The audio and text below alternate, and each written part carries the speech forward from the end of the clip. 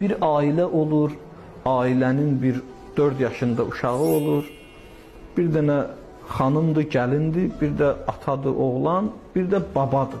Baba da bunlarla bərabər qalır. Baba yaşdaşı, bunlar həmişə yığışarmışlar, bir yerdə yemək yeyərmişlər.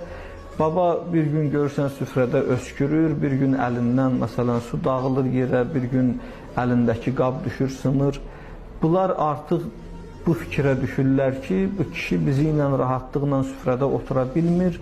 Bəlkə bunun yemək süfrəsinin öz otağında ona bir miz düzəldək, öz otağında otursun və yeməkdən qidalansın. Və öz otağında oturanda da bir-iki dəfə bunun kasası, bunun qabı əlindən düşür, qırılır filan.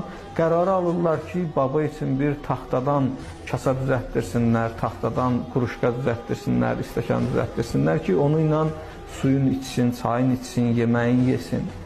Bir müddətdən sonra bu oğul, evin oğlu küçüyə çıxanda görür uşaq, 4 yaşında uşaq bir-iki dənə taxta götürüb o taxtalarla həyatda oynayır.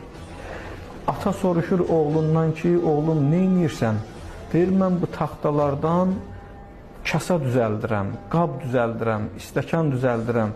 Çünki bir zaman olacaq, mən böyüyəcəm, sən də qocalacaqsan. Həmən sən qocalan vaxtı indidən sənin üçün mən kasa düzəldirəm taxtadan, qab düzəldirəm ki, sən o kasadan, o qabdan babamız kimi istifadə edəyəsən. Bu sözü deyəndən sonra bu ağıllı, istedadlı 4 yaşında uşaq bu fikri atasına çatdırandan sonra ata peşman olur və başa düşür ki, uşaq, Allah uşağın dili ilə bizə bir dərs verdi və bizə başa saldı ki, valideyninizin hüquqlarını riayət edin.